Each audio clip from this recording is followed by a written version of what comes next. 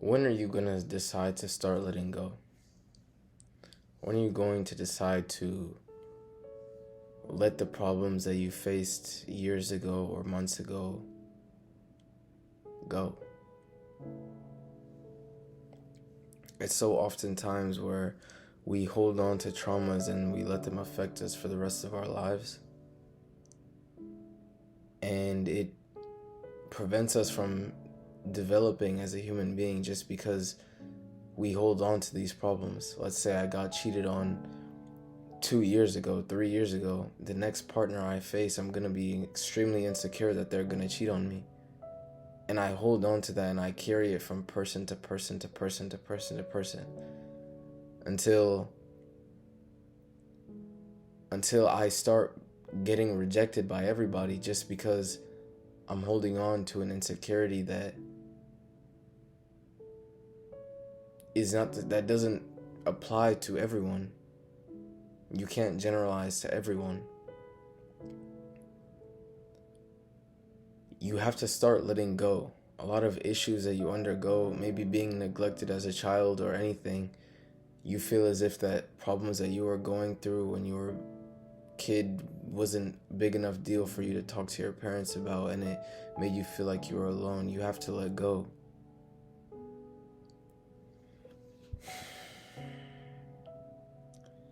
As humans, we're very similar to animals, and when animals undergo their fight or flight response to fear, they can be getting hunted down, but if they end up escaping, they go back to a homeostasis mindset. Although as humans, we do not do the same. As humans, when we undergo a fight or flight, which is the same chemical that causes stress in our brain, when we undergo stress, mainly, we never let it go. We attach these things for years, and we have this post-trauma that we never want to deal with. We decide to look for external ways of healing, like drinking alcohol or getting high off drugs or shopping or whatever the case may be for you. But we do all these things just because we don't want to actually deal with the problems that we're genuinely facing.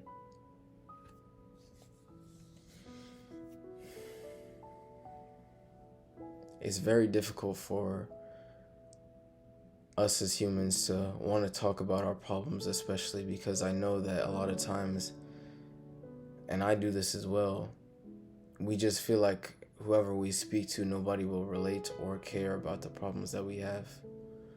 And it's just, since we get comfortable in staying in an unbalanced mindset, we use all our energy worrying about external world problems and all these things, and it doesn't leave enough energy for us to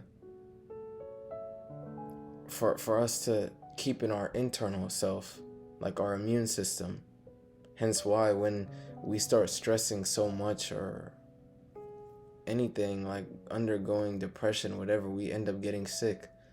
It's just because we're putting all our energy in problems that are happening outside and not worrying about anything that's happening inside.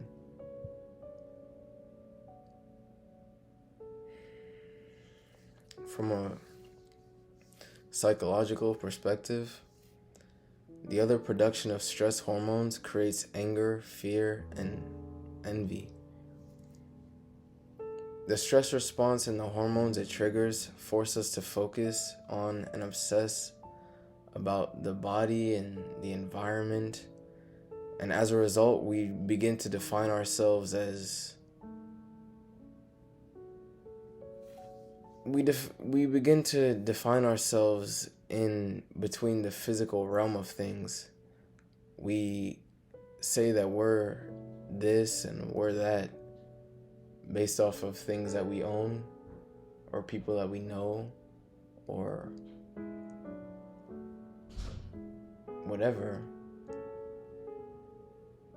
Things that we know, just because we start when we're in this stress, we tend to only think in a very narrow space. We don't really see the world for what it actually is. It's just that we see it in a very like tunnel vision, very narrow way of seeing life, just because we're only worrying about we worry about the problems that are happening outside far too much. I feel like when we're stressing the most is when we start characterizing ourselves and comparing, and comparing is really the thief of joy. But when we compare, it's like that's when we get the most insecure. We start looking at how other people have this, have that, they look like this, they have, they're this body weight, whatever the case may be. But it confines us. It doesn't allow us to really see ourselves for what we really are, because we only look for what stress allows us to see through.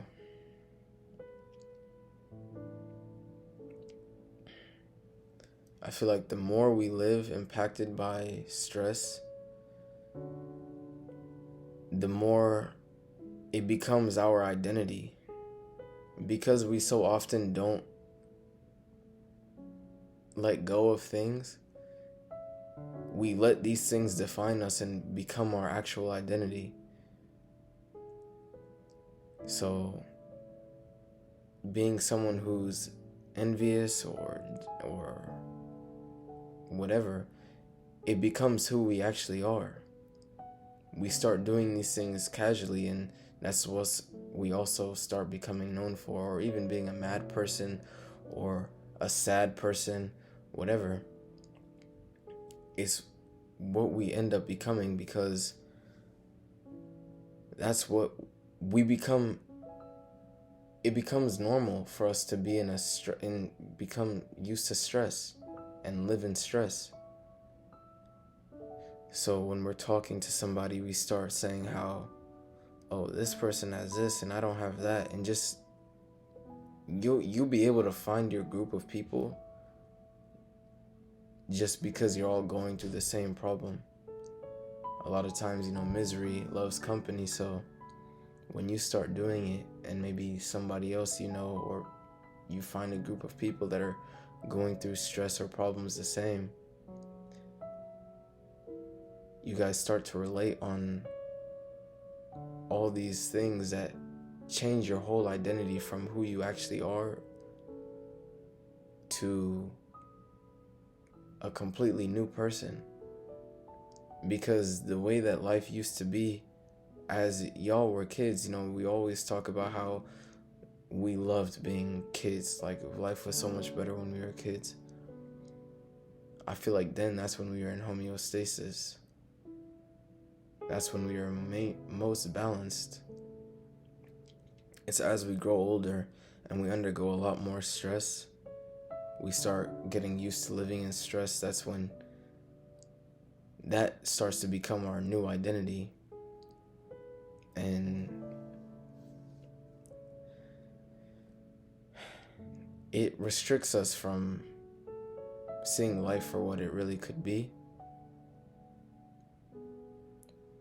The only thing is when people know these things, or they know they're going through trauma, whatever, they oftentimes just don't want to act on it. They want to just look for external things to heal them. As I said earlier, knowledge without experience is merely philosophy, and experience without knowledge is just ignorance. So they may know, but they don't want to undergo the steps it takes to really heal themselves. And that's just the way it is for us as humans, really. It's very hard for us to think one way. Maybe we tell ourselves that we want to change, but we don't really allow it we don't really allow it within ourselves. We just say it. I want to be better, but don't put in the effort to try and be better. I feel like also, since we don't let go, it leads to a lot of insecurity. And like us as young people, we try on identities like it's clothes, really. What we wear is like a reflection of what we want to be, more so than who we really are. One word really defines us, and that's insecurity. I feel like we feel more comfortable in being known as normal than being ourselves. That's why so often when we're by ourselves, it's not the same person as who we are when we go and see other people, see our friends, the people that we say that we're just alike. It's just because I feel like we, as the world, we just form groups, and as we grow older, we decide to pick our poison in whichever group we want to go to. So we find a group and I decide that I want to be like them, even if that's not really the case. A lot of times I can say that the clothes that I used to wear were not what I wanted to wear. It's just that that's what would not make me stand out, because I don't want to be known as different. But that goes for everyone, because so many people don't want to be known as different. They want to be able to see a group of people and just fall in with them and tell themselves that that's who they are. But it's really just hiding from it's just hiding from who they actually are. Because as adolescents, we really fall into conformity a lot. And it comes to drinking, weed, everything. That's where it really starts. One person starts doing it and everyone starts doing it. Then it feels like you're the only one not doing it, and that now you look not normal. If someone asks you, do you smoke, and your answer is no, and they look at you like you're crazy, that's not a feeling that you want to undergo. So you end up trying what they do. Next thing you know, you have a drug addiction or you have an alcohol addiction. But it's not because of who you actually are. It's just because you just fall to conformity because you're too insecure to be your actual self.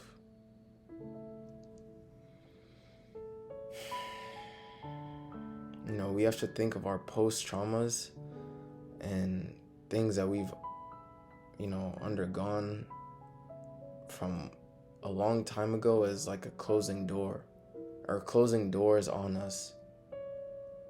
And we're in the center and we're putting all our energy in trying to keep those doors from crushing us. But if we just took a step forward and let those doors shut, and we allowed everything that we had trauma with, insecurities, everything, just fall behind and let the door close to the point where we can't turn back. And we took all that energy, Newton's law, it can't be created or destroyed. So you take all that energy in trying to become a new person, or really like put all your energy in trying to become the person that you say that you want to be. It leads you to a more happy life. Because I feel like a lot of times we really don't know what happiness is to us, because we can say that getting this much money or getting this car or getting this house will make us happy, but once we end up getting it, it feels like it's not enough. I feel like a lot of times it's just because, again, it's falling into conformity. and just insecurity. It's not enough because that's not what you actually wanted. That's just what other people wanted, and that's what everyone wants. So it makes you feel like you want it, but when you have it, it's not what it was said to be. It's not. You didn't get the feeling that you said that you thought you would get, just because that's not what you actually wanted. So you have to look in yourself to see what really makes you happy, and put your energy in trying to find out what that is and how you can get it. But if you've made it this far into the video, thank you for watching, and God bless.